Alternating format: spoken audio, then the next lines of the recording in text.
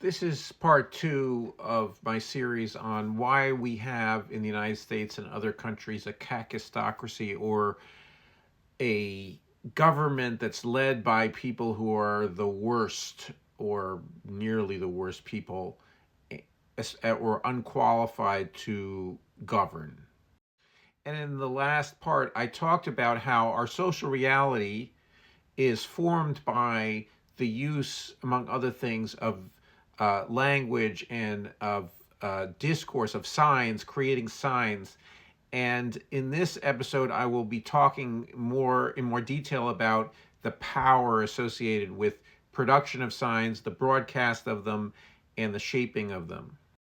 So, in late medieval times, in Renaissance times, it was recognized that there was something called the fourth estate. So, this is a fourth power in society, in that period of time, the clergy, the nobility, and the commoners. So, the fourth estate, the media, the journalists of the time were considered to be a power.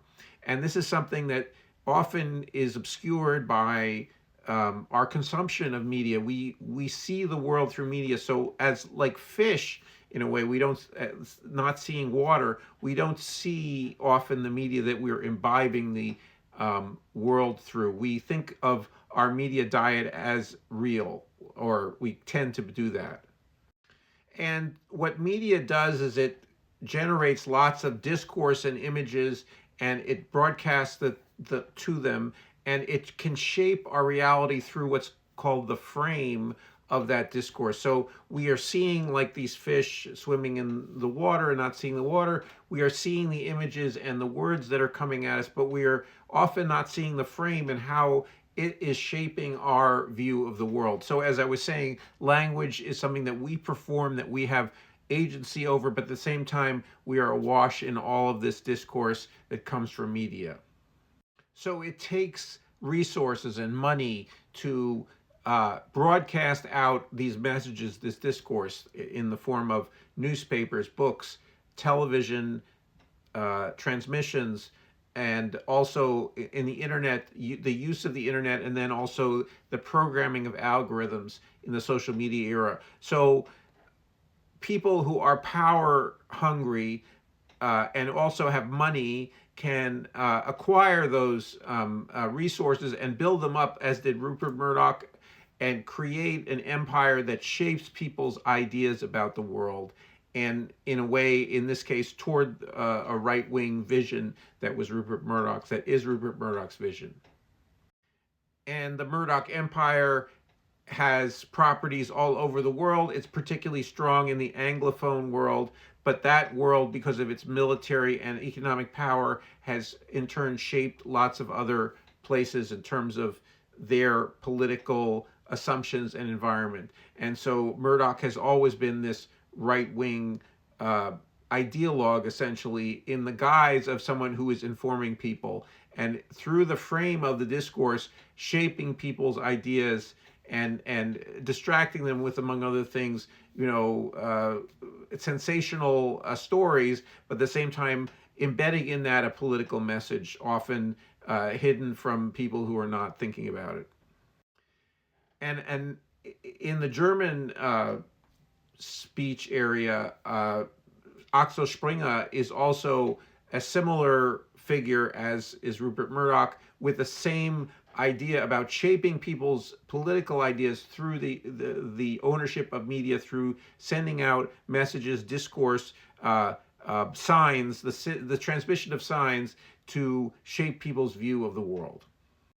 And in the 19th century, late 19th century, we had also the equivalent, in a way, of Murdoch here in the United States in the form of William Randolph Hearst, who also was shaping public perception of politics, and through his ownership of newspapers and his use of, among other things, yellow journalism, which was considered to be a violation of the ethics of journalism, but nevertheless was a way that he sold papers and increased the size of his empire.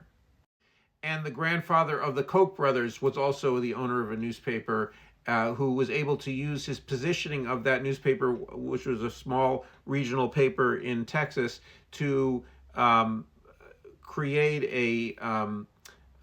a small empire that helped shape the local real estate market, among other things, in that area of Texas.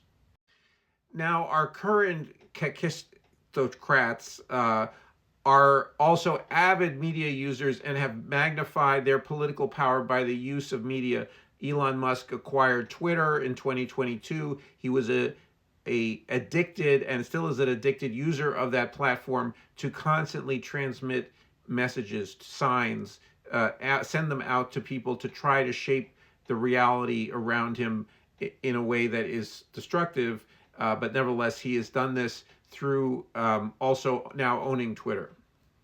And Trump, prior to Musk's ownership, had used Twitter and also other media outlets to shape reality around him, to constantly send out messages. He, like Musk, is a compulsive message sender and talker, and also someone who has controlled to some degree his image, or honed his image to appeal to his base. And Trump then created his own social media platform to continue to try to shape and communicate with that base. And this platform is also a powerful media platform that has been contested, in part because of the way in which it undercut some of the assumptions of the current media environment in the United States, and also communicated to people about what was happening in Palestine, the genocide against the Palestinian people. And it has become a football and a property which is supposed to be sold off to maybe Larry Ellison, or I hope not, but Elon Musk. So it is also a powerful tool to shape through the frame, in a way, the way people see the world.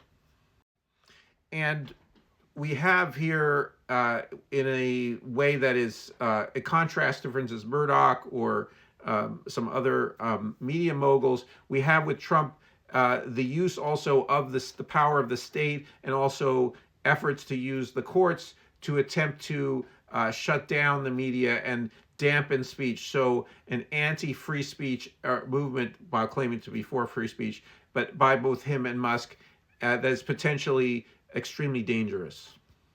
And this has also decreased the U.S.'s World Press Freedom Index, in part because of the suppressive force of the way in which Trump has been threatening media outlets, and the way they have complied with that. And we also have the threat of the change of libel laws by efforts by Trump allies to challenge by the Supreme Court the Times versus Sullivan defamation rule that has protected the media from lawsuits by the powerful and rich for their reporting.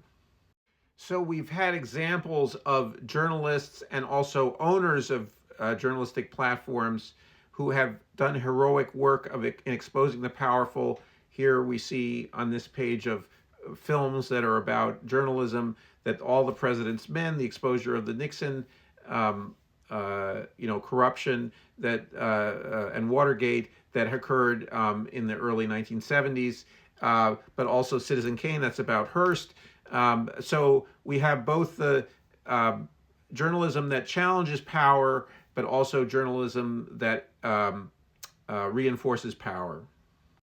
So our current group of two Kakistocrats that are obviously trying to make life worse here in the United States are people who send out lots of messages, often, as I observed, lying. And this is an observation that Musk has tweeted 4,200 times almost in the last 30 days.